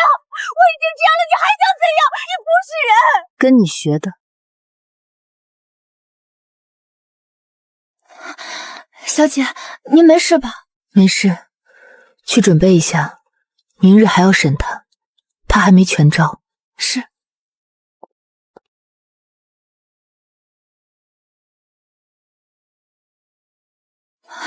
怎么，沈大小姐大发慈悲给我送水来了？有一件事你还没说。你娘的事我已经认了，你还想知道什么？萧景莹跟北狄可汗之间到底有什么密约？你怎么知道有密约？大不了就是一刀的事，砍头已经是恩典。砍头？你以为陛下会便宜你？私通敌国，潜伏18年，害死朝廷命官，你的罪状凌迟都是轻的，3600刀，一刀一刀的割3天3夜，你受得住？萧景颖跟可汗有怨，他登基之后，各让雁门关以西5城给北狄，北狄出兵帮他夺位。5城？他拿大梁的江山换自己的皇位？是，那5城是北狄南下了的大门，可汗一直想要。证据呢？空口无凭。密约藏在北狄王庭的金帐里，可汗亲手写，上头有萧景琰的私印，一式2份，一份在北狄，一份萧景琰自己收着。萧景琰那份呢？他被抓进皇陵之前就烧了，但可汗那份一定还在金帐里。可汗那种人不会烧掉自己的保命器。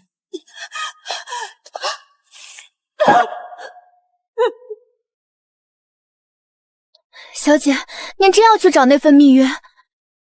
去北狄，亲手拿回来，不光是为了密约，也是为了可汗的命。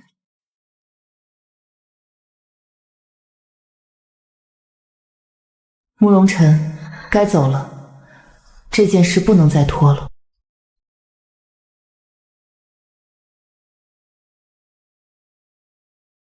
所以萧景琰根本不是被丞相胁迫的，他是主动跟北狄勾结。对，他为了皇位，什么都干得出来。那封信里写的割让5城，雁门关以西300里全是北狄的，他拿大梁的江山换自己做龙椅。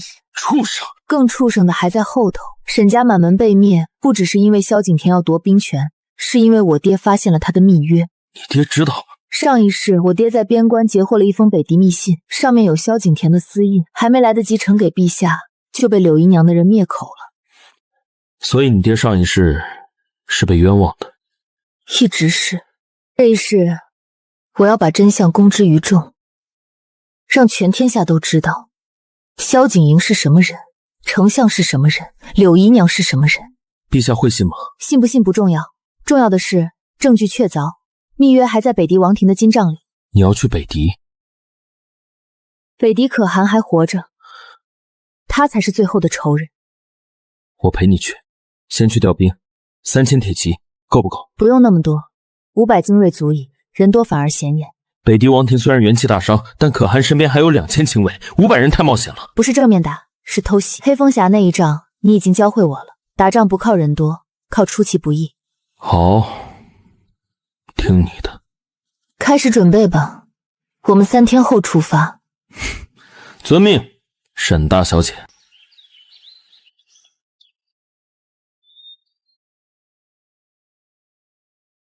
北狄可汗等着我。小姐，侯爷的信上说什么？父亲说他同意我去北狄，但让我答应他活着回来。侯爷不拦着您，他知道拦不住，也说了我的性子跟我娘一样犟。父亲放心，女儿一定活着回来，你保重身体。连夜送出去。是。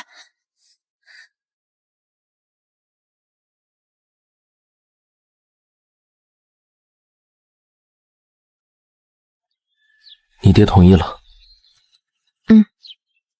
他让我活着回来。沈清慈，此去北狄凶险万分，你真的想好了？想好了。知道我为什么陪你去吗？为什么？因为我不想再像上一世那样迟到了。别说这种话。好，好，好，不说了。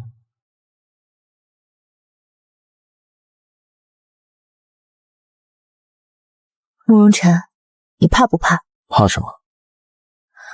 怕回不来。怕，但更怕的是你一个人去。油嘴滑舌。3天后，城门口见。不见不散。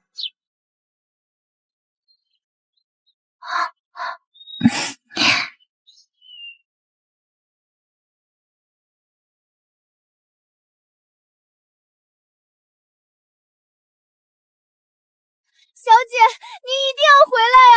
奴婢在府里等您。别哭，我答应你，一定回来。走吧。骑兵营出发！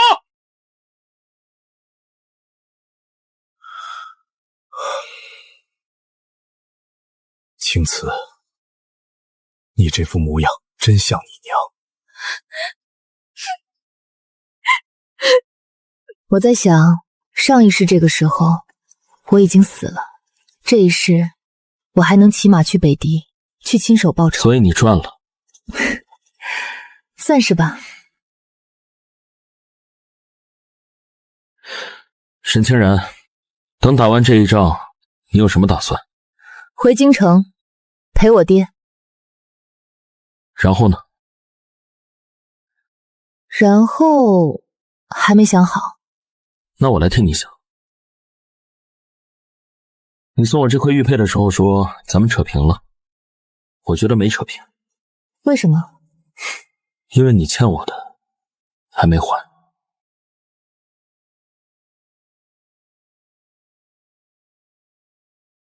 不急，等我们都平安回去了，你再告诉我。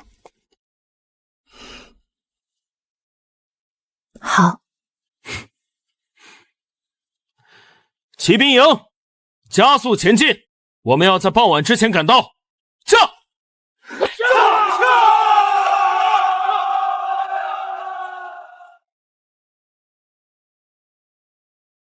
再走2天就到北狄王庭了。可汗知道我们来了吗？知道。探子说他已经集结了所有的残部，大约8000人。北狄人打仗靠的是马快刀狠，可晚上他们不设防。我带300人绕到王庭后头，你带200人从正面佯攻，前后夹击，杀他个措手不及。好，但你要答应我一件事。说。保护好自己。这话应该我对你说。沈清慈，我问你，如果有天我真的不在了，乌鸦嘴，不许说这种话了。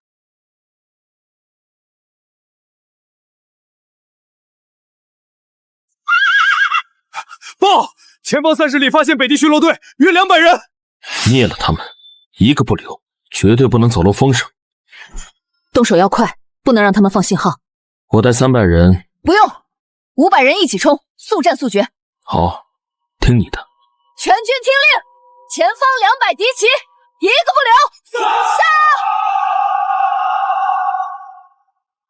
大梁人，快撤！快回去报信儿！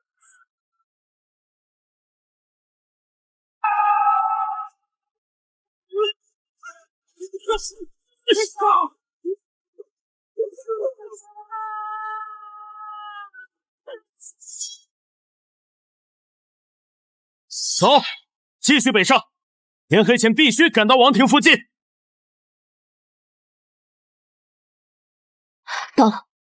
按计划，我带300人绕到西侧，你带200人埋伏东侧山坡，等我的响箭信号。小心。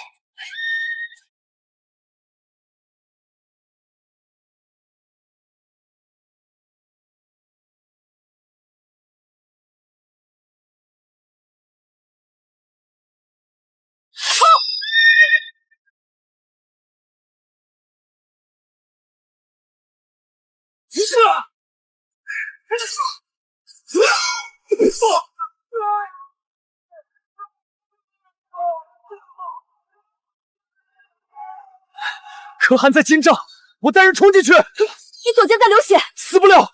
金帐前头全是可汗的亲兵，至少200个人，硬冲不进去。你从侧面射箭掩护我。好，你小心。放箭，压住他们。就是现在，冲！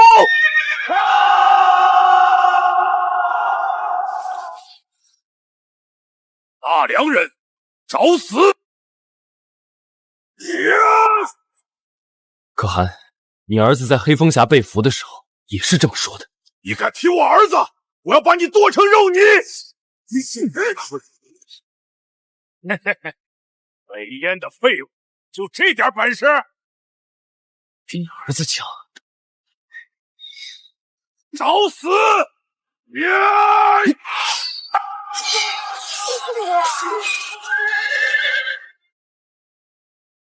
去死吧！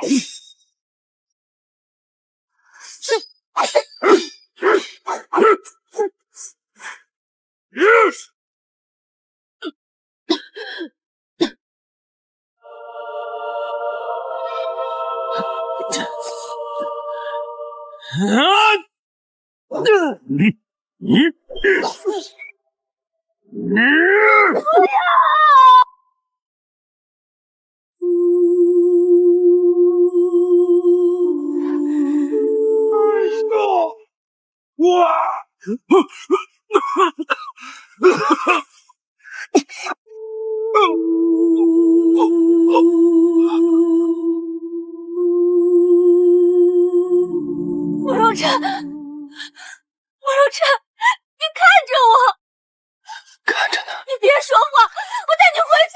大夫，叫大夫。回不去了，青子，这次真的回不去了。不行，你答应过我，你不会死的。青子，这一世我没来完，你欠我的答案，现在告诉我好吗？我怕自己等不到下一世了。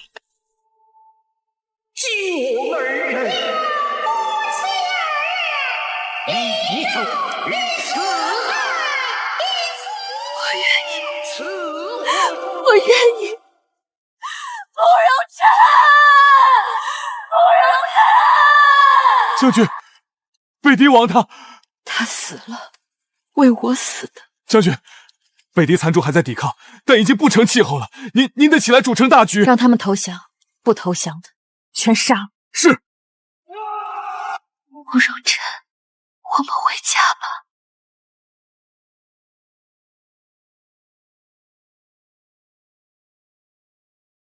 将军，北燕那边来信，北燕新帝问北元王的遗体什么时候送到？半月后，让他准备国葬。是，还有一件事，新帝说北燕永远是大梁的盟友，北燕王临终前交代过的事，他会一一照办。新帝还在信里问北元王是怎么死的，他要一个交代。那就告诉他，慕容晨是为我挡刀而死。属下明白了。再加一句，就是我沈氏欠北燕一条命。将军，去吧。慕容晨，你弟弟问你怎么死的，我如实说了，你怪我吗？不怕被人看见。镇北侯府的大小姐约我这个敌国质子见面，传出去可是通敌的大罪。哈哈哈哈！好，成交。沈青瓷，好好等着我。青瓷，这一世我没来完。你怎么可能会怪我呢？将军，回到京城之后，您打算怎么处置他们？他们一个都别想活。属下明白了。慕容晨，我们马上就可以回家。进城，回京。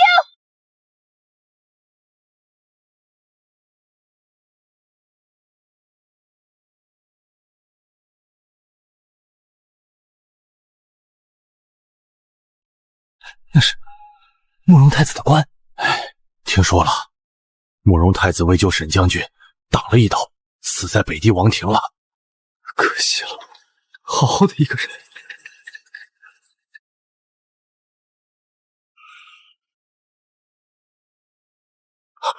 青蝉，慕容公子他走了，为我挡的刀。这孩子，爹对不住他。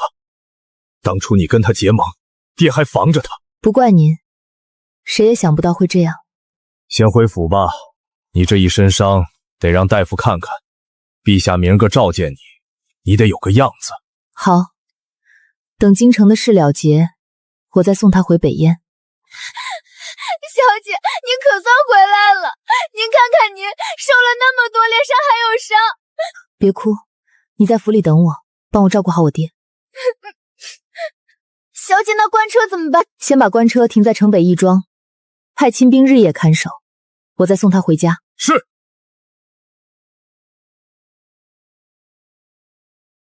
陛下，这是从北狄王庭搜出的密约原件。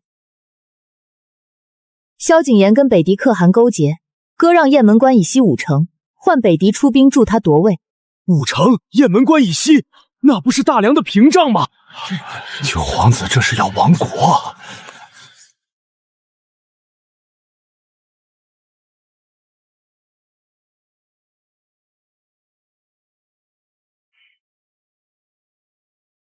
逆子，朕待他不保，他竟要割朕的江山！陛下，北狄可汗已死，北狄残部已降。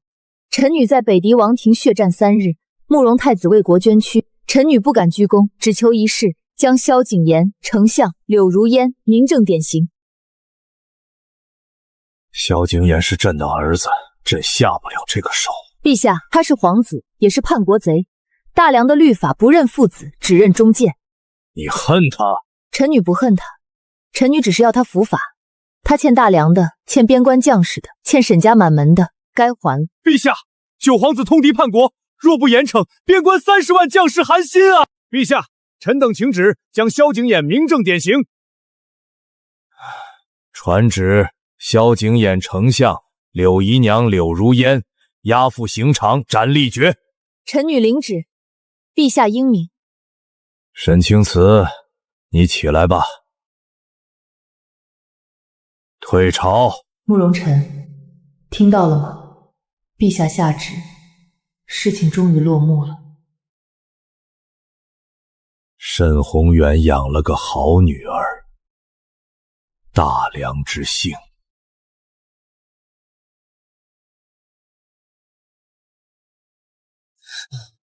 沈清慈，你以为杀了我你就赢了？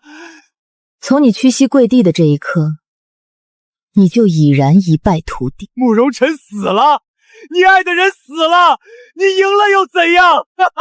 他救了我，杀了可汗，保住了大梁的边关，而你死有余辜。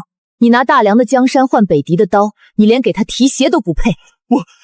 我是被柳玉人蒙蔽的，我是冤枉的。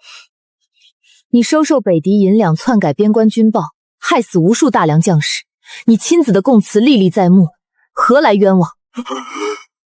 你比你母亲更狠，但若她泉下有知，定会为你骄傲。你不配提我母亲。慈姐姐，那孩子已被妥善送走，平安无恙，从此与他再无瓜葛。谢谢慈姐姐。4人滔天罪行，通敌叛国，谋逆作乱，潜伏祸朝，助纣为虐，桩桩见罪无可赦，判4人斩立决。时辰已到，请将军下令。萧景阳、柳姨芒、柳如烟，丞相，你们在做那些肮脏的事，有想过会有今天吗？18年，够了。行刑！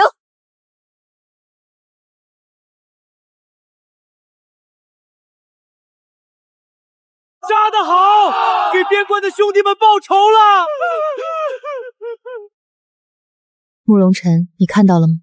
仇报了。你等这一天等了很久吧？